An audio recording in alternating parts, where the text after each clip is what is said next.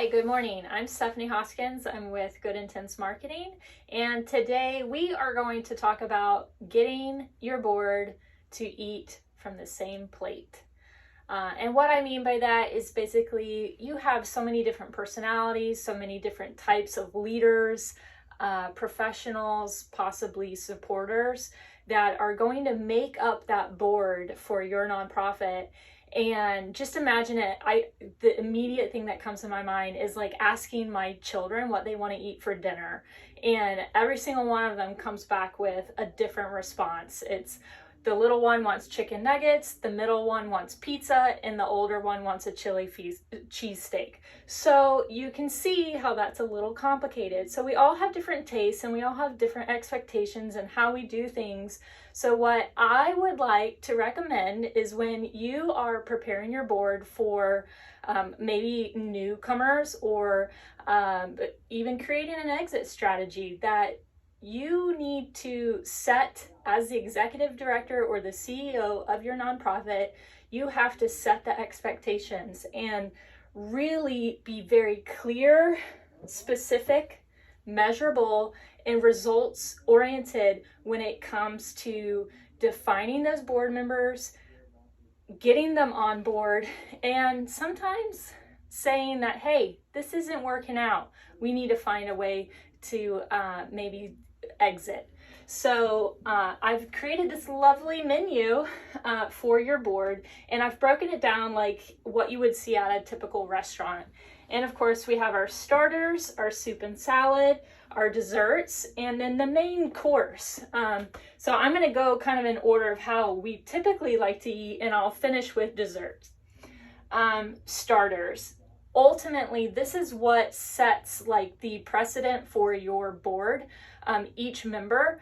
And I believe that it's really great to set expectations because I'm a C personality. I don't know if any of you are familiar with the DISC assessment, personality assessment, but I like clear definitions of what the expectations are and what my buy-in is.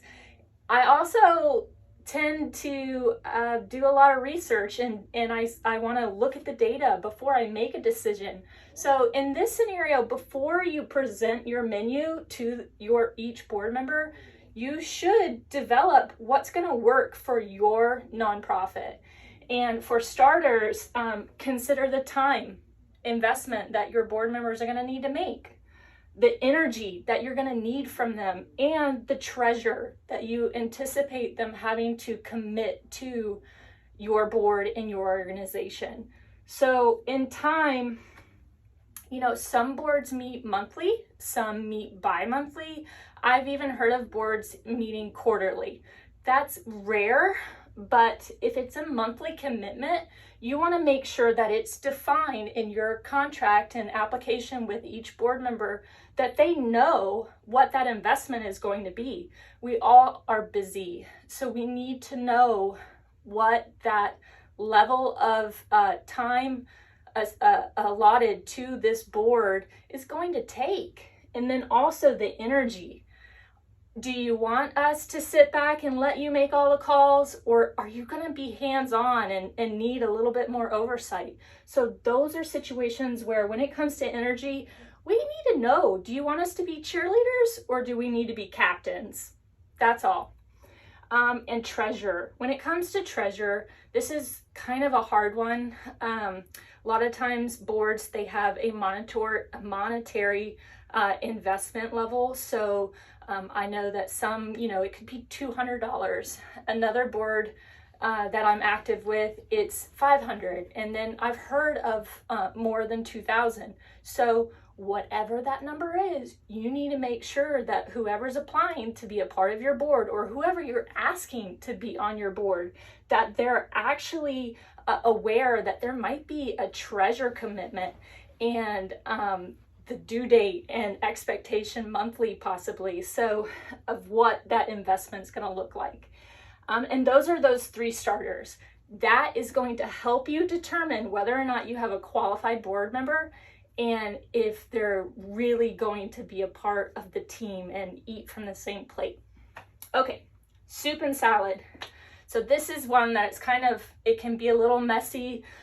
Soup, I put soup of the day because every day is a little different. We all get thrown curveballs. Obviously, we're in the middle of a pandemic. We're going on year 2 here. It's a marathon, not a sprint. And when it comes to the du jour, there's things right now that I'm familiar with another nonprofit where they've had to shut down all of their academy classes because of COVID and do a very deep clean. When it's something of that nature, a board member has to be able to respond immediately and say, yes, I agree, you need to shut down and clean up. Or, you know what, if you don't think there's been an exposure risk, then it may be not an issue. But you have to know that your board is going to respond to all those daily hiccups that could come about. And then here I have house expectations. And what I mean by that is in your home, you have defined rules. I have a blended family. I have his, mine, and ours. And our kiddos, they go from, 2 of them go to different homes every other weekend, and the rules are different. So it's really good to define your rules and your expectations so that when they come to the table, they know what to expect from you. Okay, we're gonna skip over to main dishes. The main dish, and this is gonna take a little bit of time, so I apologize. We're gonna dig into fundraising because we all know nonprofits, we need some money, right? So show me the money. This is so important for your board to know that there's an expectation and what those annual events are, how you want them to participate. I highly recommend that you have an agreement for each board member that they know that when it is one of the larger events. So let's just say you have 4 events out of the year that are your big events. They're your branded premier, like your gala or the golf tournament or something along those lines, those big events. And you need to make sure your board knows that when they sit down at those meetings that they know if they're going to have to be the rah-rah-ree section, if they need to bring people in attendance with them, if you would like them to maybe introduce them to your connections. So fundraising is super important. We know it's a lot of it is the lifeline to our nonprofit organizations, and the health of the organization is funding.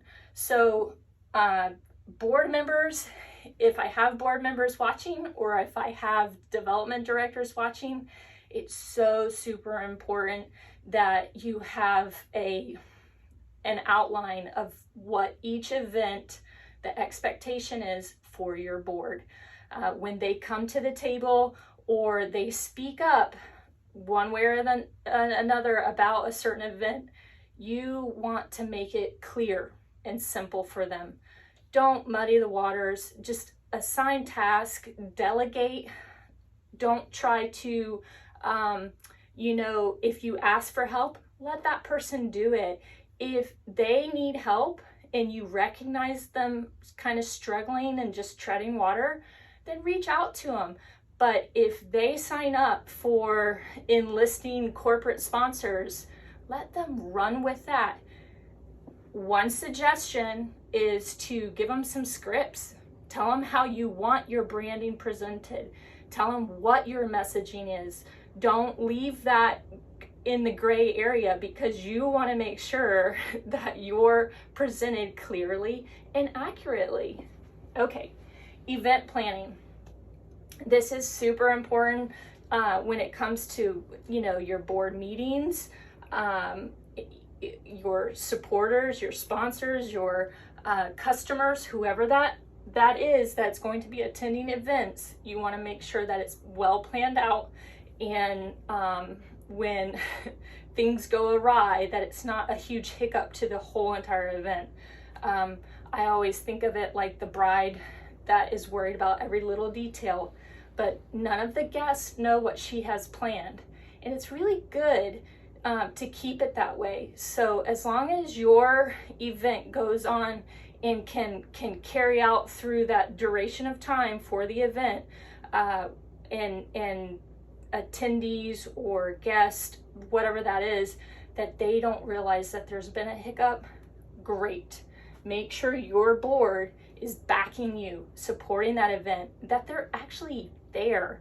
It doesn't have to be everyone in the board, but at least a few figureheads. It's great for them to know that they're expected to attend 2 events a year, 4 events a year. Again, it's all about setting those expectations. Okay, communication and PR. This one's a tricky one because sometimes we communicate differently. We all have the different style of talking and sharing information.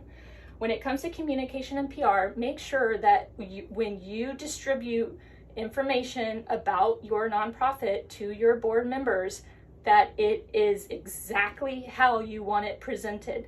Tell them you can use this image. Here's the text. Share it on LinkedIn, share it on Facebook, Instagram, whatever those platforms are.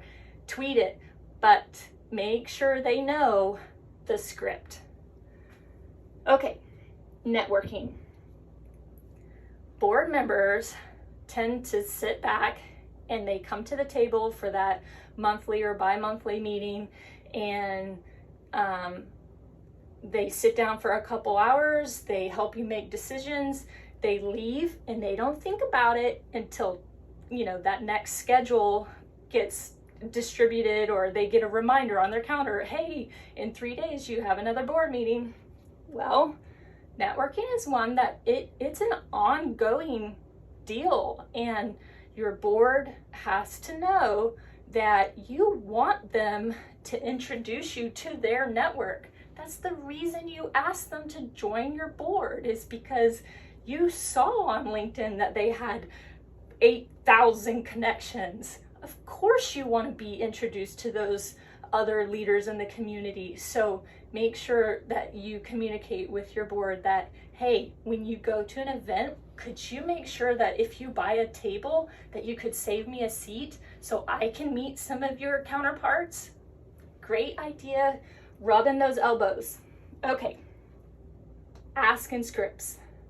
This one is so super important to me because, we all know someone who's been in multi-level marketing, and it's the same message. Hey girl, I want you to try this product. It's really helped me. I love it. Okay.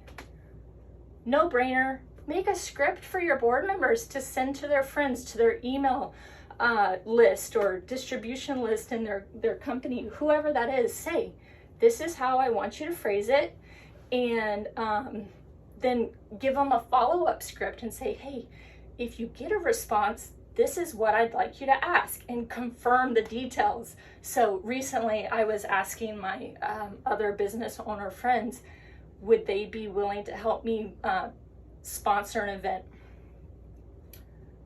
I probably sent it to, individuals. Don't ever mass mail people for an ask. Make it personal. But when you follow up with those people, make sure you say, hey, Brian, it was great talking to you. I remember you responded that you might have an interest. I'm just following up to make sure. Did you know what level you would like to sponsor? $200, you get a social media shout out. For $500, you get 2 golfers and a banner or a hole sign. Those are ways that you can help your board not be so bashful and asking because they already have it written down. They can just copy and paste. It's simple, it's easy. Takes the stress off of the board. They don't feel like it's a huge ask because they're not having to think of it themselves. So make it simple. Cultivation. So again, this kind of relates to networking and the ask, but with cultivation, you want to make sure that you're helping them think outside of the box. So maybe it's to host a dinner or to invite the mayor of the town to an event, but you might have to give them ideas of how to cultivate those new relationships or networking opportunities. And sponsors, or in this situation of an academy where you want more students, you might need them to say, hey, you might know a lot of family member or families that have little kids that would want to attend the academy. Would you be willing to share some of our social posts? Would you be willing to bring in your local moms group from church and have them attend one of the adult dance classes so they can see how much fun their kids would have dancing with us? I mean, those are outside of the box ideas to cultivate new life into your organization that sometimes I think we forget. And stewardship. So stewardship is one of those ones where it really keeps the machine well oiled. So you want to make sure that you're being a good steward as well about all of this. So giving them personalized thank you cards that they can send to the people that they've asked 500 times to sponsor an event or donate to a certain cause. Make sure you're helping them as well. It's not all about putting the pressure on your board member. It's to help them, build those relationships in the community as well. So with nonprofit cultivation, I think a lot of it is to make it easy. So even if you have like an administrative person who typically sends out all the thank you cards, tell them every board member should get 50 thank you cards for the year, and I want to make sure that they're sending them. Put the prepaid stamp on the envelope for your board. Get a stamp for them to do their address or their business address or something along those lines. Again, make it easy because you're asking a lot of them. This is a huge ask for a board member. So make sure you're keeping it easy and simple for those members. Okay, so the fun part, dessert.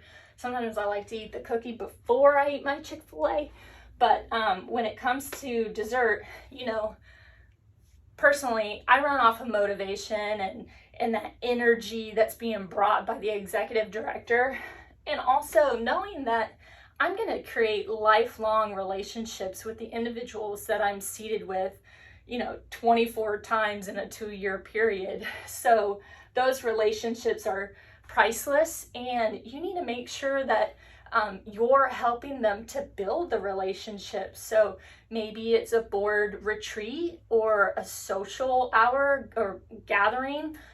Right now, a lot of people are doing virtual meetings. Why not play a game over Zoom with your board members? And, I don't know, there's, you can do the quizzes or trivia games, but something that helps them get to know their other counterparts on the board, and they can have friendships that are long lasting. Even with staff, if you have a nonprofit that has a large staff, designate times for the board to get to know those team members so that they can hear about maybe the pain points or the wins, celebrate that. So I think relationships is a great thing that comes about, and I know we all are probably socially connected to thousands of people, but when you have a face-to-face, even on Zoom, I mean, it really can give you a lot of energy. And sometimes, especially right now, we get really down and just sad about the news and the state of affairs, but having these relationships, there'll be a tremendous support system later on in life. So I think that's a great dessert. And then the motivation, again, like I said, make sure you're looking after your board members. If you haven't heard from someone in a while and they're not responding to emails, give them a call, send them a note, maybe a thank you, like, hey, I know you're really busy and you're, doing your own thing and you've got a family or whatever, but I just want to tell you how grateful I am for sitting on my board. So this is the menu. I highly recommend it. I know that several other industry leaders in the nonprofit world, they share something similar, but this is my take on it and how I think you can help your board be more engaged and have them talking to you and sharing with you their thoughts. And instead of just making motions and saying aye or nay, you can have that buy-in and energy and really make them a part of your family within your organization. And ultimately, I think that when you have a board member tell you that, hey, this is the best board I've ever sat on, that would be an ultimate win for you as the executive director or CEO.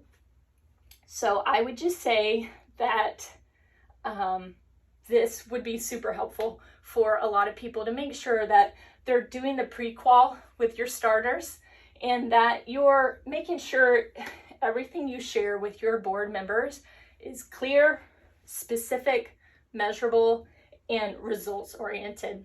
All right, well, it was so lovely talking to you guys today. If you have any questions, I'm here for the next 20 to 30 more minutes and we can chat about this.